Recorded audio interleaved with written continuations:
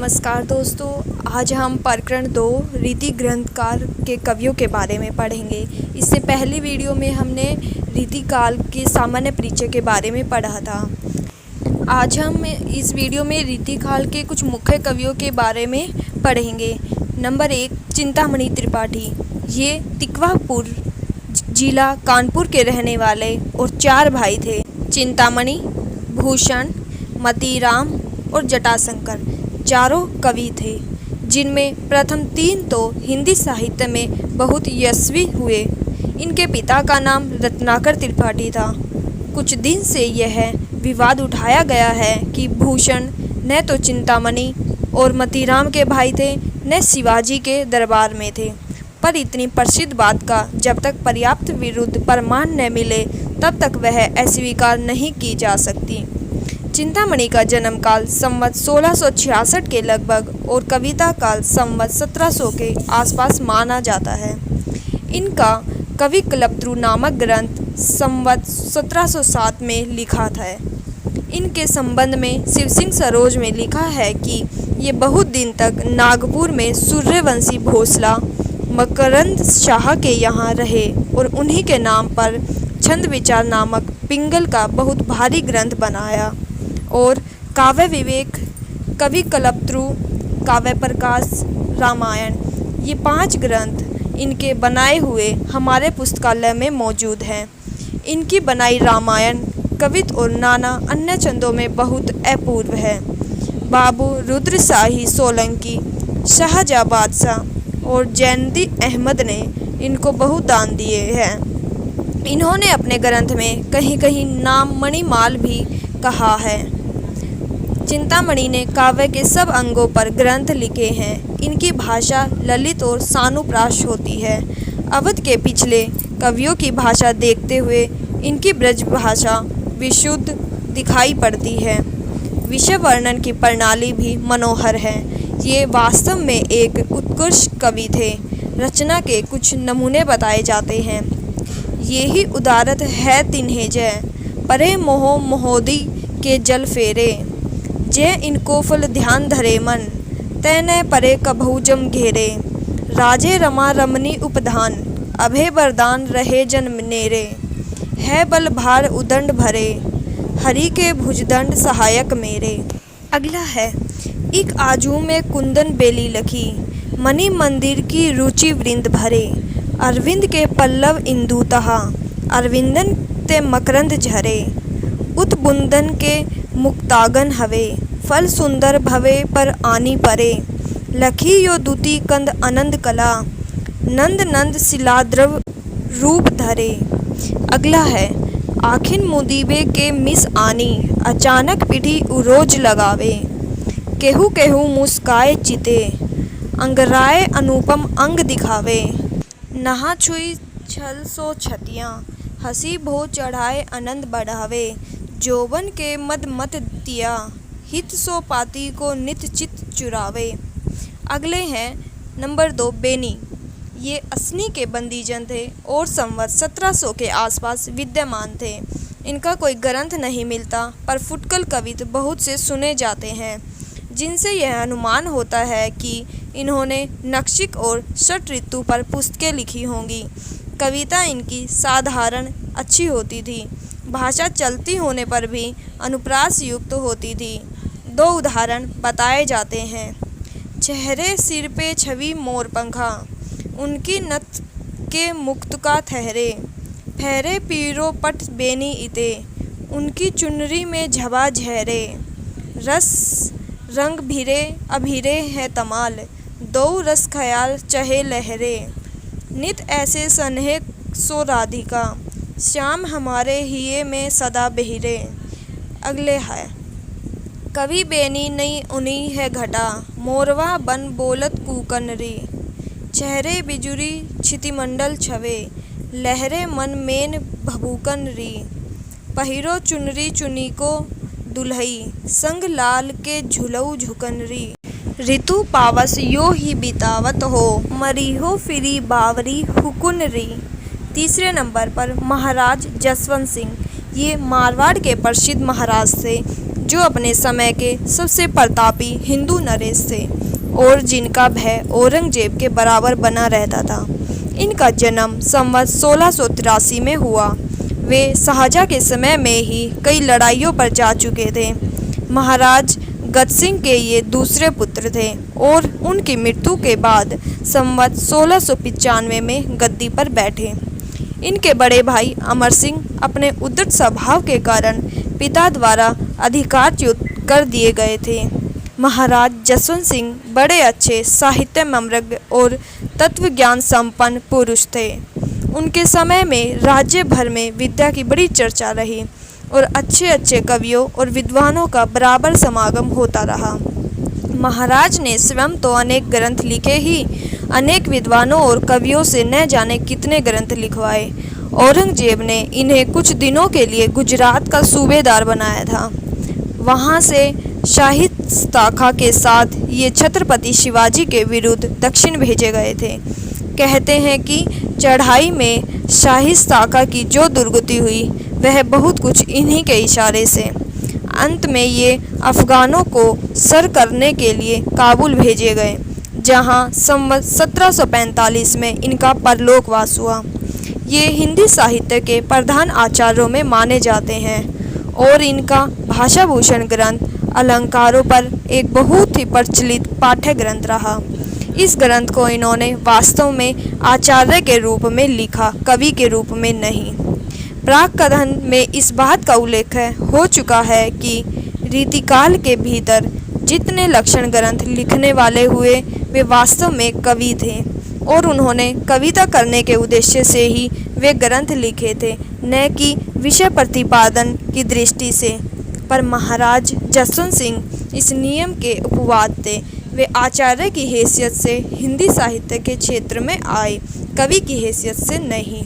उन्होंने अपना भाषाभूषण बिल्कुल चंद्रलोक की छाया पर बनाया और उसी की संक्षिप्त प्रणाली का अनुसरण किया। जिस प्रकार चंद्रलोक में प्राय एक ही श्लोक के भीतर लक्षण और उदाहरण दोनों सन्निवेश हैं, उसी प्रकार भाषाभूषण में भी प्राय एक ही दोहे में लक्षण और उदाहरण दोनों रखे गए हैं। इससे विद्यार्थियों को अलंकार कंठ करने में बड़ा सुविधा हो गया और भाषाभूषण हिंदी काव्य रीति के अभ्यासियों के बीच वैसा ही सर्वप्रिय हुआ जैसा कि संस्कृत के विद्यार्थियों के बीच चंद्रलोक। भाषाभूषण बहुत छोटा सा ग्रंथ है। भाषाभूषण के अतिरिक्त जो और ग्रंथ उन्होंने लिखे हैं वे तत्व ज्ञान संबंधी हैं, जैसे उपरोक्त सिद्धांत, अनुभव प्रकाश, आनंद विलास, सिद्धांत बोध, सिद्धांत सार, प्रबोध चंद्रोदय, नाटक। ये सब ग्रंथ भी पद्य में ही है, जिनसे पद्य रचना की पूरी निपुणता प्रकट होती है। पर साहित्य में जहाँ तक संबंध है, ये आचार्य या शिक्षक के रूप में ही हमारे सामने आते हैं। अलंकार निपुणता की इनकी पद्धति का परिचय कराने के लिए भाषाभूषण के जो दोहे बताए जाते हैं वह हैं अतियुक्ति। अलंकार अतियुक्ति यह है, वर्णत अतिशय रूप, आचक तेरे दान दे, भय कल्पत्रु भूप, परहस्ता पहुनति, परहस्त जुगुन एक को, और विषय आरोप, होई सुधादर नाही यह, बदन सुधादर औप।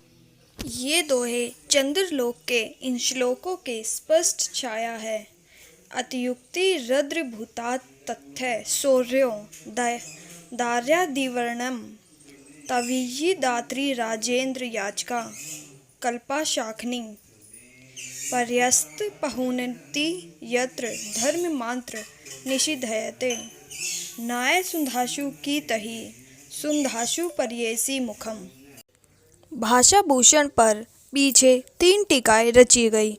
अलंकार रत्नाकर नाम की टीका जिसे बंशीधर ने संवत 1792 में बनाया, दूसरी टीका प्रताप शाही की और तीसरी गुलाब कवि की भूषण चंद्रिका, चौथे नंबर पर बिहारी लाल जी। ये माथुर चौबे के कहे जाते हैं और इनका जन्म ग्वालियर के पास बसुआ गोविंदपुर गांव में संवत 1660 के लगभग माना जाता है। एक दोहे के अनुसार इनकी बाल्यावस्था बुंदेलखंड में बीती और तरुणावस्था में ये अपनी ससुराल मथुरा में आ गया। ये संवत 1720 तक वर्तमान रहे। ये जयपुर के मिर्जा राजा जयशाह के दरबार में रहा करते थे। कहा जाता है कि जिस समय ये कवीश्वर जयपुर पहुँचे उस समय महाराज अपनी छोटी रानी के प्रेम में इतने लीन रहा करते थे कि राजकाज देखने के लिए महलों के बाहर निकलते ही नहीं थे। इस पर सरदारों की सलाह से बिहारी ने यह दोहा किसी प्रकार महाराज के पास भीतर भिजवाया। नहीं पराग नहीं मधुर मधु, नहीं विकास यही काल, अली कली ही सो बंध्यो, आगे कौन हवाल। कहते हैं कि इस पर महाराज बाहर निकले और तभी से बिहारी का मान बहुत अधिक बढ़ गया। महाराज ने बिहारी को इसी प्रकार के सरस दोहे बनाने की आज्ञा दी। बिहारी दोहे बनाकर सुनाने लगे और प्रति दोहे पर एक अशरफी मिलने लगी। इस प्रकार 700 दोहे बने जो संग्रहित होकर बिहारी सतसई के नाम से प्रसिद्ध हुए। श्रृंगार रस के ग्रंथों में जितनी ख्याति और जितना मान बिहारी सतसई का हुआ उतना और किसी का नहीं। इसका एक एक दोहा हिंदी साहित्य में एक एक रत्न माना जाता है। इसकी 50 टीकाएँ रची गई। इन टीकाओं में 4-5 टीकाएँ तो बहुत प्रसिद्ध है। कृष्ण कवि की टीका जो कवितों में है, हरि प्रकाश टीका, लल्लूलाल जी की लाल चंद्रिका, सरदार कवि की टीका और सुरती मिश्र की टीका। इन टीकाओं के अतिरिक्त बिहारी के दोहों के भाव पल्लवित करने वाले छप्पे, कुंडलिया, सवेया आदि कई कवियों ने रचे। पठान सुल्तान की कुंडलिया इस दोहों में बहुत अच्छी है पर अधूरी है। भारतेंदु हरिश्चंद्र ने कुछ और कुंडलियाँ रचकर पूर्ति करनी चाहिए थी। पंडित अंबिका दत्त व्यास ने अपने बिहारी बिहार में सब दोहों के भावों को पल्लवित करके रोला छंद लगाए हैं। पंडित परमानंद ने श्रृंगार सप्तशती के नाम से दोहों का संस्कृत अनुवाद किया है। यहाँ तक कि उर्दू शेरों में भी एक अनुवाद थोड़े दिन हुए बुंदेलखंड के मुंशी देवी प्रसाद ने लिखा है। इस प्रकार बिहारी संबंधी एक अलग साहित्य ही खड़ा हो गया।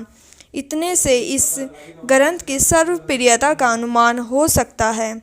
बिहारी का सबसे उत्तम और प्रामाणिक संस्करण बड़ी मामरिक टीका है के साथ थोड़े दिन हुए प्रसिद्ध साहित्यमृग और ब्रजभाषा के प्रधान आधुनिक कवि बाबू जगन्नाथ दास रत्नाकर ने निकाला।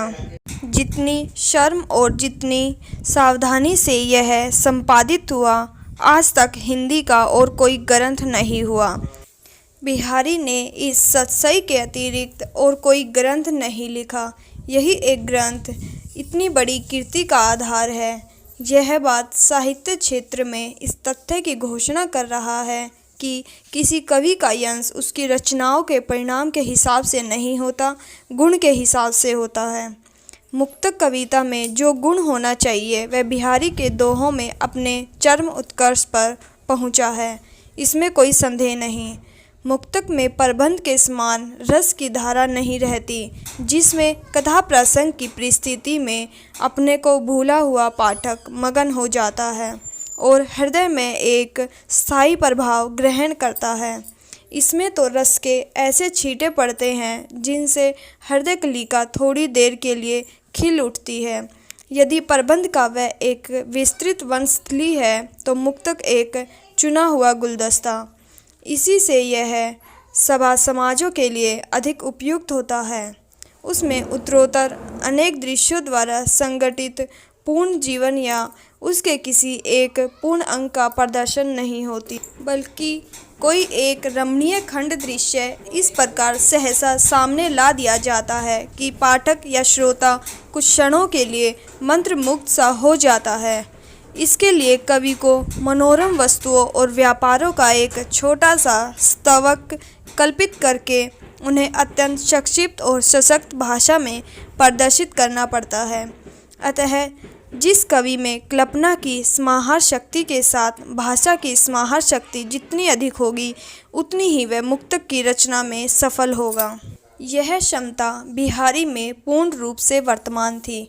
इसी से वे दोहे ऐसे छोटे छंद में इतना रस भर सके हैं। इनके दोहे क्या हैं? रस के छोटे छोटे छींटे हैं। इसी से किसी ने कहा है, सच से आके दोहरे जो नावक के तीर, देखत में छोटे लगे भेंदे सकल शरीर। बिहारी की रस व्यंजना का पूर्ण वैभव उनके अनुभवों के विधान में दिखाई पड़ता है। अधिक स्थलों पर तो इनकी योजना की निपुणता और उक्ति कौशल के दर्शन होते हैं, पर इस विधान से इनकी कल्पना की मधुरता झलकती है। अनुभवों और हावों की ऐसी सुंदर योजना कोई सिंगारी कवि नहीं कर सका है। एक दोहा बताया जाता है, बतरस लालच लाल की मुरली धरी लुकाई, सोह करे बहोनी हंसे देन कहे नटी जाई। नासा मोरी नचाई दीर्घ करी कका की सो, काटे सी कसके हिए गड़ी कटीली बोह। ललन चलन सुरनी पलन में असवा झलके आई, भई लखाई ने सखी न हूँ झूठे ही जमुहाई। भाव व्यंजना या रस व्यंजना के अतिरिक्त बिहारी ने वस्तु व्यंजना का सहारा भी बहुत लिया है। विशेषतः शोभा या कांति, सुकुमारता, विरह ताप, विरह की क्षीणता आदि के वर्णन में कहीं कहीं वस्तु व्यंजना औचित्य की सीमा का उल्लंघन करके खेलवाड़ के रूप में हो गई है। जैसे पत्रा ही तिथि पाइये वा घर के चहुपास, नित प्रति पुण्यो रहे आनन ओप उजास। छाले परिबे के डरन सके न हाथ छुआई, झिझकती ही गुलाब के झवा झवावती पाई। इत आवती चली जात उत चली छे सातक हाथ, चढ़ी हिंडोरे सी रहे लगी उसासन साथ। सीरे जतननी शिशिर ऋतु सही बिरहनी तंताप, बसिबे को ग्रीष्म दिनन पर्यो परोसनी पाप। आड़े ते आले बसन जाड़े हु की राती, साहस के नेहबस सखी सबे डिग जाती। अनेक स्थानों पर इनके व्यंग्यार्थ को स्फुट करने के लिए बड़ी क्लिष्ट कल्पना अपेक्षित होती है। ऐसे स्थलों पर केवल रीति या रूढ़ी ही पाठक की सहायता करती है और उसे पूरे प्रसंग का आक्षेप करना पड़ता है। ऐसे दोहे बिहारी में बहुत से हैं, पर यहाँ दो एक उदाहरण ही पर्याप्त है। दिठी परोसनी इठ हवे गहे जुग गहे सयान, सबे संदेशे कही कहो मुस्काहट में मान। नए बिरह बढ़ती विधा खरी बिकल जी बाल, बिलखी देखी परोसनियों हर्षी हसी तिहकाल। इन उदाहरणों से स्पष्ट है कि बिहारी का गंगा में सागर भरने का जो गुण इतना प्रसिद्ध है, वह बहुत ही रूढ़ी की स्थापना से ही संभव हुआ है। यदि नायिका भेद की प्रथा इतने जोर शोर से न चली गई होती तो बिहारी को इस प्रकार की पहेली बुझाने का साहस न होता। अलंकारों की याचना भी इस कवि ने बड़ी निपुणता से की है। किसी किसी दोहे में कई अलंकार उलझ पड़े हैं, पर उनके कारण कहीं भद्दापन नहीं आया है। असंगति और विरोधाभास की ये मामरिक और प्रसिद्ध उक्तियाँ कितनी अनूठी हैं। दीर्घ उर्जत टूटत कुटुम जुरत चतुर्चित प्रीति, प्रति गाठ दुर्जन हिये दई नई यह रीति। तंत्री नाद कबित रस सरस राग रति रंग, अन बूढ़े बूढ़े तिरे जे बूढ़े सब अंग। दो एक जगह व्यंग्य अलंकार भी बड़े अच्छे ढंग से आए हैं। इस दोहे में रूपक व्यंग्य है, करे चाहा सो चुटकी के खरे उड़े हुए मेन, लाज नवाए नफरत करत खुद की सेन। श्रृंगार के संचारी भावों की व्यंजना भी ऐसी मम्र स्पर्शनी है कि कुछ दोहे सहृदयों के मुँह से बार बार सुने जाते हैं। इस समरण में कैसी गंभीर तन्मयता है। सघन कुंज छाया सुखंद शीतल मंद समीर, मन हवे जात अजो वहे वा जमुना के तीर। विशुद्ध काव्य के अतिरिक्त बिहारी ने सूक्तियाँ भी बहुत सी कही हैं, जिनमें बहुत सी नीति संबंधनी हैं।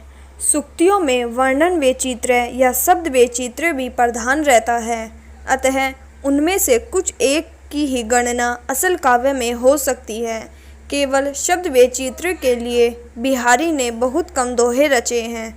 कुछ दोहे बताए जाते हैं, यद्यपि सुंदर सुघर पुनि सगुनो दीपक देहे, तऊ प्रकाश करे तितो भरिये जितो सन्हे।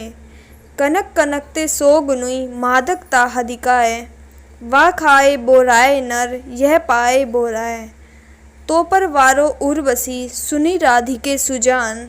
तू मोहन के उर्वशी हवे उर्वशी समान। बिहारी के बहुत से दोहे आर्य सप्तशती और गाथा सप्तशती की छाया से लेकर बने हैं। इस बात को पंडित पदम सिंह शर्मा ने विस्तार से दिखाया है, पर साथ ही साथ उन्होंने यह भी स्पष्ट कर दिया है कि बिहारी ने गृहीत बाहों को अपनी प्रतिभा के बल से किस प्रकार एक स्वतंत्र और कहीं कहीं अधिक सुंदर रूप दे दिया है। बिहारी की भाषा चलती होने पर भी साहित्यिक है, वाक्य रचना व्यवस्थित है और शब्दों के रूप का व्यवहार एक निश्चित प्रणाली पर है। यह बात बहुत कम कवियों में पाई जाती है। ब्रजभाषा के कवियों में शब्दों को तोड़ मरोड़ कर विकृत करने की आदत बहुतों में पाई जाती है। भूषण और देव ने शब्दों का बहुत अंग भंग किया है और कहीं कहीं गलत शब्दों का व्यवहार किया है। बिहारी की भाषा इस दोष से बहुत कुछ मुक्त है। दो एक स्थल ही समर के लिए समर कके ऐसे कुछ विकृत रूप मिलेंगे जो यह भी नहीं जानते कि क्रांति को संक्रमण भी कहते हैं। अच साफ के अर्थ में संस्कृत शब्द है। रोज रुलाई के अर्थ में आगरे के आसपास बोला जाता है और कबीर जायसी आदि द्वारा बराबर व्यवहित हुआ है। सोनजाई शब्द स्वर्ण जाति से निकला है। जूही से कोई मतलब नहीं। संस्कृत में वारी और वार दोनों शब्द हैं और वार्ध का अर्थ भी बादल है। मिलान, पड़ाव या मुकाम के अर्थ में पुरानी कविता से भरा पड़ा है। चलती ब्रजभाषा में पिछानना रूप ही आता है। खटकती का रूप बहुवचन में भी यही रहेगा। यदि 50 शब्द उनकी समझ में न आए तो बेचारे बिहारी का क्या दोष। बिहारी ने यद्यपि लक्षण ग्रंथ का मतलब होता है ग्रंथ से पहले उसकी विशेषता के रूप में अपनी सतसही नहीं लिखी, पर नक्षिक नायिका भेद षट ऋतु के अंतर्गत उनके सब सिंगारी दोहे आ जाते हैं और कई टीकाकारों ने दोहों को इस प्रकार के साहित्यिक क्रम के साथ रखा भी है। जैसा कि कहा जा चुका है, दोहों को बनाते समय बिहारी का ध्यान लक्षणों पर अवश्य था। इसलिए हमने बिहारी को रीतिकाल के फुटकल कवियों में न रख उक्त काल के प्रतिनिधि कवियों में ही रखा है। बिहारी की कीर्ति का मूल्य जो बहुत अधिक आंका गया है, उसे अधिकतर रचना की बारीकी या काव्यांगों के सूक्ष्म विन्यास की निपुणता की ओर मुख्यतः दृष्टि रखने वाले पारखियों के पक्ष से समझना चाहिए।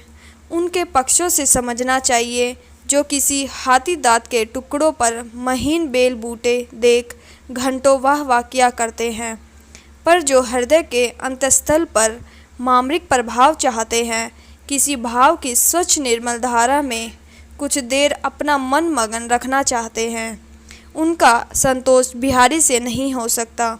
बिहारी का काव्य हृदय में किसी ऐसी लय या संगीत का संचार नहीं करता जिसकी सरधारा कुछ काल तक गूंजती रहे।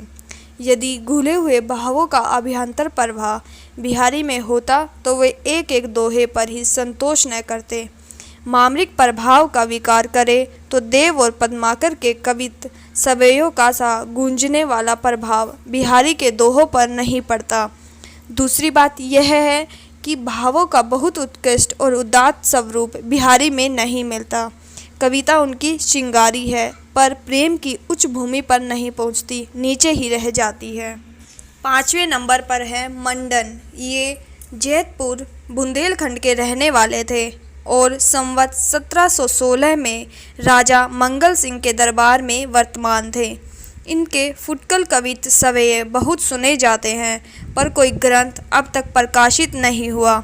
पुस्तकों की खोज में इनके 5 ग्रंथों का पता लगा है: रस रत्नावली, रस विलास, जनक पचीसी, जानकी जी को ब्याह, नैन 50। प्रथम 2 ग्रंथ रस निरूपण पर हैं। यह उनके नामों से ही प्रकट होता है। संग्रह ग्रंथों में इनके कवित सवेये बराबर मिलते हैं। जय जय सुखत दुखत अब तई तई कवि मंडन बिछुरत जदुपति। यह पद भी इनका मिलता है। इससे जान पड़ता है कि कुछ पद भी इन्होंने रचे थे। जो पद्य इनके मिलते हैं उनसे ये बड़ी सरस कल्पना के भावुक कवि जान पड़ते हैं। भाषा इनकी बड़ी ही स्वाभाविक, चलती और व्यंजनापूर्ण होती थी। उसमें और कवियों का सा शब्द भंडार नहीं दिखाई पड़ता। यह सवेया बताया जाता है। अली हो तो गई जमुना जल को, सो कहा कहो बीर विपत्ति परी। गहराए के कारी घटा उनई, इतनेई में गंगारी शीस धरी। रपट्यो पग घाट चढ़्यो न गयो, कवि मंडन हवे के बिहाल गिरी। चिर जिविहु नंद के बारो अरी, गही बहा गरीब ने ठाड़ी करी। छठे नंबर पर मतीराम जी। ये रीतिकाल के मुख्य कवियों में हैं और चिंतामणि तथा भूषण के भाई परंपरा से प्रसिद्ध हैं। ये तिकवापुर जिला कानपुर में संवत 1674 के लगभग उत्पन्न हुए थे और बहुत दिनों तक जीवित रहे। ये बूंदी के महाराज भाव सिंह के यहाँ बहुत समय तक रहे और उन्हीं के आश्रम में अपना ललित ललाम नामक अलंकार का ग्रंथ संवत 1716 और 1745 के बीच किसी समय बनाया। इनका छंदसार नामक पिंगल ग्रंथ महाराज शंभुनाथ सोलंकी को समर्पित है। इनका परम मनोहर ग्रंथ रसराज किसी को समर्पित नहीं है। इनके अतिरिक्त इनके दो ग्रंथ और हैं, साहित्यसार और लक्षण सिंगार। बिहारी सतसई के ढंग पर इन्होंने एक मतीराम सतसई भी बनाई जो हिंदी पुस्तकों की खोज में मिली है। इसके दोहे सरसता में बिहारी के दोहे के समान ही हैं। मतीराम की रचना की सबसे बड़ी विशेषता यह है कि उसकी सरसता अत्यंत स्वाभाविक है। न तो उसमें भावों की कृत्रिमता है न भाषा की। भाषा शब्द आडंबर से सर्वथा मुक्त है। केवल अनुप्रास और चमत्कार के लिए अशक्त शब्दों की भर्ती नहीं की। जितने शब्द और वाक्य हैं वे सब भाव व्यंजना से ही प्रयुक्त हैं। रीति ग्रंथ वाले कवियों में इस प्रकार की स्वच्छ, चलती और स्वाभाविक भाषा कम कवियों में मिलती है, पर कहीं कहीं वह अनुप्रास के जाल में बेतरह जकड़ी पाई जाती है। सारांश यह है कि मतीराम की सी रस संगीत और प्रसादपूर्ण भाषा रीति का अनुसरण करने वालों में बहुत ही कम मिलती है। भाषा के समान मतीराम के न तो भाव कृत्रिम है न उनके व्यंजक व्यापार और चेष्टाएं। भावों को आसमान पर चढ़ाने और दूर की कोड़ी लाने के फेर में ये नहीं पड़े हैं। नायिका के विरह ताप को लेकर बिहारी के समान मजाक इन्होंने नहीं किया है। इनके भाव व्यंजक व्यापारों की श्रृंखला सीधी और सरल है, बिहारी के समान चक्रदार नहीं है। वचन वक्रता भी इन्हें बहुत पसंद नहीं थी। जिस प्रकार शब्द वैचित्र्य को ये वास्तविक काव्य से अलग वस्तु मानते थे, उसी प्रकार ख्याल की झूठी बारीकी को भी। इनका सच्चा कवि हृदय था। ये यदि समय की प्रथा के अनुसार रीति की बंधी लीकों को चलने के लिए विवश न होते, अपनी स्वाभाविक प्रेरणा के अनुसार चलने पाते, तो और भी स्वाभाविक और सच्ची भावभूति दिखाते, इसमें कोई संदेह नहीं। भारतीय जीवन से छाट कर लिए हुए इनके मर्मस्पर्शी चित्रों में जो भाव भरे हैं वे समान रूप से सबकी अनुभूति के अंग हैं। रसराज और ललित ललाम मतीराम के दो प्रसिद्ध ग्रंथ हैं, क्योंकि रस और अलंकार की शिक्षा में इनका उपयोग बराबर होता आया है। वास्तव में अपने विषय के ये अनुपम ग्रंथ हैं। उदाहरणों की रमणीयता से अनायासों रसों अलंकारों का अभ्यास होता चलता है। रसराज का तो कहना ही क्या है।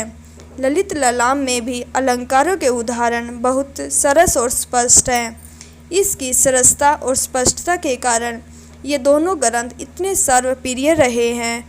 रीतिकाल के प्रतिनिधि कवियों में पद्माकर को छोड़कर और किसी कवि में मतीराम की सी चलती भाषा और सरल व्यंजना नहीं मिलती।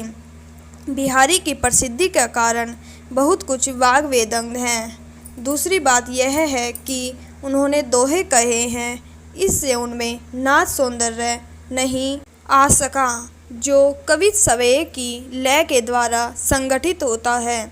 मतीराम के कविता के कुछ उदाहरण बताए जाते हैं।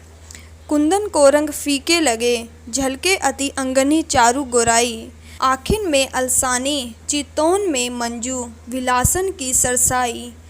को बिनु मोल बिकावत नहीं, मतीराम लहे मुस्कानी मिठाई। जयो जयो निहारिये नेरे हवे नैननी, तयो तयो खरी निखरे सी निकाई। अगला है, क्यों इन आखन सो निहसंक, हवे मोहन को तन पानी पे पीजे। नेकु निहारे कलंक लगे यही, गाँव बसे कहू कैसे के जीजे। होत रहे मन यो मतीराम, कहू बन जाए बड़ो तप कीजे। हवे बनवाल हिये लगिए अरु, हवे मुरली अधरासस पीजे। अगला है, केली के राती अघाने नहीं, दिन ही में लला पुनि घात लगाई। प्यास लगी को पानी दे जइयो, भीतर बेई के बात सुनाई। जेठी पठाई गई दुल्हई हसी, हेरी हरे मतीराम बुलाई। कान्हे के बोल पे कानन न दीन्ही, संगेहू के देहरी पे धरी आई। अगला है, दो अनन सो आंगन माज, बिराजे अषाढ़ की सांझ सुहाई। प्यारी के भूजत और तिया को अचानक, नाम लियो रसिकाई। आई उन्हें मुँह में हंसी, कोही तिया पुनि चाप की बोह चढ़ाई। आखिन ते घिरे आसुन के बूंद, सुहास गयो उड़ी हंस की नाई। अगला है, सुबन को मेटी दिल्ली, देश दलीबे को चूम। सुबट समूह निसी वाको उम्हती है, कहे मतीराम ताही रोकिबे को संगर में। काहू के हिम्मत हिये में उलहती है, शत्रु साल नंद के प्रताप की लपट सब। जरब गमनीम बरगीन को दहती है, पति पातशाह की इज्जती अमरावन की। राखी रेया राव भाव सिंह की रहती है। 7वें नंबर पर है भूषण जी। वीर रस के ये प्रसिद्ध कवि चिंतामणि और मतीराम के भाई थे। इनका जन्म काल संवत 1670 है। चित्रकूट के सोलंकी राजा रुद्र ने इन्हें कवि भूषण की उपाधि दी थी। तभी से ये भूषण के नाम से ही प्रसिद्ध हो गए। इनका असल नाम क्या था इसका पता नहीं। ये कई राजाओं के यहाँ रहे। अंत में इनके मन में अनुकूल आश्रयदाता जो इनके वीर काव्य के नायक हुए छत्रपति महाराज शिवाजी मिले। पन्ना के महाराज छत्रसाल के यहाँ भी इनका बड़ा मान हुआ। कहते हैं कि महाराज छत्रसाल ने इनकी पालकी में अपना कंधा लगाया था, जिस पर इन्होंने कहा था, शिवा को बखानो की बखानो छत्रसाल को। ऐसा प्रसिद्ध है कि इन्हें एक छंद पर शिवाजी से लाखों रुपए मिले। इनका परलोकवास संवत 1772 माना जाता है। रीतिकाल के भीतर श्रृंगार रस की प्रधानता रही। कुछ कवियों ने अपने आश्रयदाताओं की स्तुति में उनके प्रताप आदि के प्रसंग में उनकी वीरता का थोड़ा बहुत वर्णन अवश्य किया, पर वह शुष्क प्रथा पालन के रूप में ही होने के कारण ध्यान देने योग्य नहीं है। ऐसे वर्णनों के साथ जनता की हार्दिक सहानुभूति कभी नहीं हो सकती। पर भूषण ने जिन दो नायकों की कीर्ति को अपने वीर काव्य का विषय बनाया, वे अन्याय दमन में तत्पर हिंदू धर्म के संरक्षक दो इतिहास प्रसिद्ध वीर थे। उनके प्रति भक्ति और सम्मान की प्रतिष्ठा हिंदू जनता के हृदय में उस समय भी थी और आगे भी बराबर बनी रही या बढ़ती गई। इसी से भूषण के वीर रस के उद्गार सारी जनता के हृदय की संपत्ति हुए। भूषण की कविता कवि कीर्ति संबंधी एक अविचल सत्य का दृष्टांत है। जिसकी रचना को जनता का हृदय स्वीकार करेगा, उस कवि की कीर्ति तब तक बराबर बनी रहेगी जब तक स्वीकृति बनी रहेगी। क्या संस्कृत साहित्य में, क्या हिंदी साहित्य में सहस्त्रों कवियों ने अपने आश्रयदाता राजाओं की प्रशंसा में ग्रंथ रचे जिनका आज पता तक नहीं। पुरानी वस्तु खोजने वालों को ही कभी कभी किसी राजा के पुस्तकालय में, कहीं किसी घर के कोने में उनमें से 2-4 इधर उधर मिल जाते हैं। जिस भोज ने दान देकर अपनी इतनी तारीफ कराई, उसके चरित्र काव्य की भी कवियों ने लिखे होंगे, पर उन्हें आज कौन जानता है। शिवाजी और छत्रसाल की वीरता के वर्णनों को कोई कवियों की झूठी कुसामंद नहीं कह सकता। वे आशादाताओं की प्रशंसा की प्रथा के अनुसरण मात्र नहीं है। इन दो वीरों का जिस उत्साह के साथ सारी हिंदू जनता स्मरण करती है, उसी की व्यंजना भूषण ने की। वे हिंदू जाति के प्रतिनिधि कवि हैं। जैसा कि शुरू में बताया गया है कि शिवाजी के दरबार में पहुंचने के पहले वे और राजाओं के पास भी रहे। उनके प्रताप आदि की प्रशंसा भी उन्हें अवश्य ही करनी पड़ी होगी, पर वह झूठी थी, इसी से टिक न सकी। पीछे भूषण को अपनी इन रचनाओं से विरक्ति ही हुई होगी।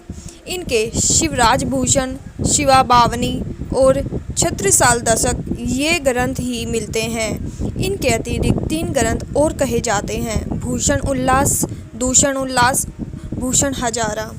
जो कविताएं इतनी प्रसिद्ध हैं, उनके संबंध में यहाँ यह कहना ही कि वे कितनी ओजस्विनी और वीर दर्पणपूर्ण पृष्ठपेषण मात्र होगा। यहाँ इतना ही कहना आवश्यक है कि भूषण वीर रस के ही कवि थे। इधर इनके 2-4 कवित्त श्रृंगार के भी मिले हैं, पर वे गिनती के योग्य नहीं हैं। रीतिकाल के कवि होने के कारण भूषण ने अपना प्रधान ग्रंथ शिवराज भूषण अलंकार के ग्रंथ के रूप में बनाया, पर रीति ग्रंथ की दृष्टि से, अलंकार निरूपण के विचार से यह उत्तम ग्रंथ नहीं कहा जा सकता। लक्षणों की भाषा भी स्पष्ट नहीं है और उदाहरण भी कई स्थलों पर ठीक नहीं है। भूषण की भाषा में ओज की मात्रा तो पूरी है, पर वह अधिकतर अव्यवस्थित है। व्याकरण का उल्लंघन प्राय है और वाक्य रचना भी कहीं कहीं गड़बड़ है। इसके अतिरिक्त शब्दों के रूप में भी बहुत बिगाड़े गए हैं और कहीं कहीं बिल्कुल गलत के शब्द रखे गए हैं। पर जो कवित्त इन दोनों में से मुक्त हैं, वे बड़े ही सशक्त और प्रभावशाली हैं। कुछ उदाहरण बताए जाते हैं: इंद्र जिमि जब पर, बाड़व सु अम्ब पर, रावण संदर्भ पर रघुकुल राज है, पौन बारी वहा पर, शंभु रति नहा पर, जयो सहस्त्र बाहु पर, राम द्विज राज है, दावा ध्रुम दंड पर, चीता मृंग झुंड पर, भूषण बितुंड पर जैसे मृग राज है, तेज तम अंश पर, कान्ह जिमि कंस पर, तयो मलेच वंश पर, शेर शिवराज है। अगला उदाहरण है: डाढ़ी के रखेयन की डाढ़ी सी रहती छाती, बाड़ी मरजाद जस हद हिंदुआने की, कढ़ी गई रेयत के मन की कसक सब, मिटी गई ठसक तमाम तुर्काने की, भूषण भनंत दिल्लीपति दिल धक धक, सुनी सुनी धाक शिवराज मर्दाने की, मोटी भई चंडी बिन चोटी के चबाए शीस, खोटी गई संपत्ति चकता के घराने की।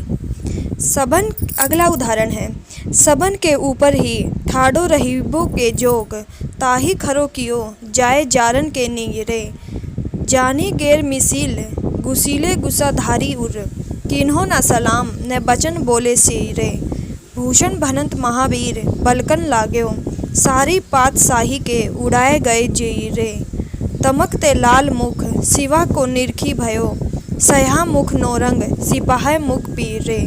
अगला उदाहरण है: दारा की न दौर यह है, रार नहीं खुजबे की, बांधिबो नहीं है केंधो मीर सहवाल को, मठ विश्वनाथ को न बास ग्राम गोकुल को, देवी को न देहरा न मंदिर गोपाल को, गाड़े गढ़ लीन्हे अरु बेरी कतलाम किन्हे, ठोर ठोर हासिल उगाहत है साल को, बुढ़ती है दिल्ली सो संभारे क्यों न दिल्लीपति, धक्का आनी लाग्यो शिवराज महाकाल को।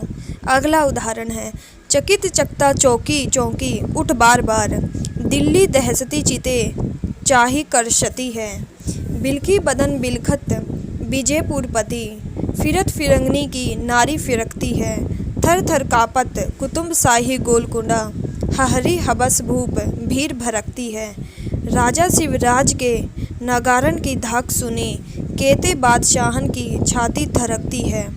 अगला उदाहरण है: जिही फन फुतकार उड़त पहाड़ भार, कूरम कठिन जनु कमल बिंदलिगो, विषजाल ज्वालामुखी लवलीन होत जिन, झारन चिकारी मंद दिग्गज उंगलिगो, किन्हो जिही पान पैपान सो जहान कुल, कोहलू उछली जल सिंधु खलम्बिंगो, खंग खंग राज महाराज शिवराज जू को, अखिल भुजंग मुगल दल निंगलिगो। 8वें नंबर पर कुलपति मिश्र जी। ये आगरे के रहने वाले माथुर चौबे थे और महाकवि बिहारी के भांजे प्रसिद्ध हैं। इनके पिता का नाम परशुराम मिश्र था। कुलपति जी की जयपुर के महाराज जयसिंह के पुत्र महाराजा राम सिंह के दरबार में रहते थे। इनके रस रहस्य का रचनाकाल कार्तिक कृष्ण 11 संवत 1727 है। अब तक इनका यही ग्रंथ प्रसिद्ध और प्रकाशित है, पर खोज में इनके कुछ और ग्रंथ मिले हैं। द्रोण पर्व संवत 1737, युक्ति तरंगिणी संवत 1743, नखशिख संग्राम सार रस रहस्य 1724। अतः इनका कविता काल संवत 1724 और संवत 1743 के बीच ठहरता है। रीतिकाल के कवियों में ये संस्कृत के अच्छे विद्वान थे। इनका रस रहस्य मम्मट के काव्य प्रकाश का छायानुवाद है। साहित्य शास्त्र का अच्छा ज्ञान रखने के कारण इनके लिए यह स्वाभाविक था कि प्रचलित लक्षण ग्रंथों की अपेक्षा अधिक प्रौढ़ निरूपण का प्रयत्न करें। इसी उद्देश्य से इन्होंने अपना रस रहस्य लिखा। शास्त्रीय निरूपण के लिए पद्य उपयुक्त नहीं होता, इनका अनुभव इन्होंने किया है। इससे कहीं कहीं कुछ गद्य वार्तिक भी रखा है, पर गद्य परिमार्जित न होने के कारण जिस उद्देश्य से इन्होंने अपना यह ग्रंथ लिखा वह पूरा न हुआ। इस ग्रंथ का जैसा प्रचार चाहिए था न हो सका। जिस स्पष्टता से काव्य प्रकाश में विषय प्रतिपादित हुए हैं वह स्पष्टता इनके ब्रज भाषा गद्य पद्य में न आ सकी। कहीं कहीं तो भाषा और वाक्य रचना ध्रुव हो गई। यद्यपि इन्होंने शब्द शक्ति और भावादि निरूपण में लक्षण उदाहरण दोनों बहुत कुछ काव्य प्रकाश के ही दिए हैं, पर अलंकार प्रकरण में इन्होंने प्राय अपने आश्रयदाता महाराज राम सिंह की प्रशंसा के स्वरचित उदाहरण दिए हैं। ये ब्रजमंडल के निवासी थे, अतः इनको ब्रज की चलती भाषा पर अच्छा अधिकार होना ही चाहिए। हमारा अनुमान है कि जहाँ इनको अधिक स्वच्छंदता रही होगी वहाँ इनकी रचना और सरस होगी। इनकी रचना का एक नमूना बताया जाता है। ऐसे ही कुंज बनी छवि पुंज, रहे अली गुंजत यो सुख लीजे, नैन विशाल हिये बनमाला, बिलोकत रूप सुधा भरी पीजे, जामनी जाम की कौन कहे, जुग जात न जानिए जयो छिन छीजे, आनंद यो उमग्योई रहे, पिय मोहन को मुख देखिबे कीजे। 9वें नंबर पर है सुखदेव मिश्र। दौलतपुर जिला रायबरेली में इनके वसंत अब तक हैं। कुछ दिन हुए उसी ग्राम के निवासी सुप्रसिद्ध पंडित महावीर प्रसाद द्विवेदी ने इनका एक अच्छा जीवन वृत्त सरस्वती पत्रिका में लिखा था। सुखदेव मिश्र का जन्म स्थान कंपीला था, जिसका वर्णन इन्होंने अपने वृत्त विचार में किया है।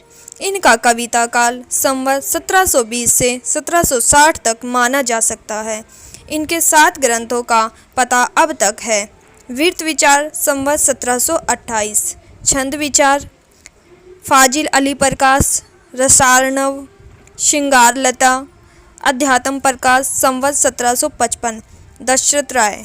अध्यात्म प्रकाश में कवि ने ब्रह्म ज्ञान संबंधी बातें कही हैं, जिससे यह जनश्रुति पुष्ट होती है कि वे निसह विरक्त साधु के रूप में रहते थे।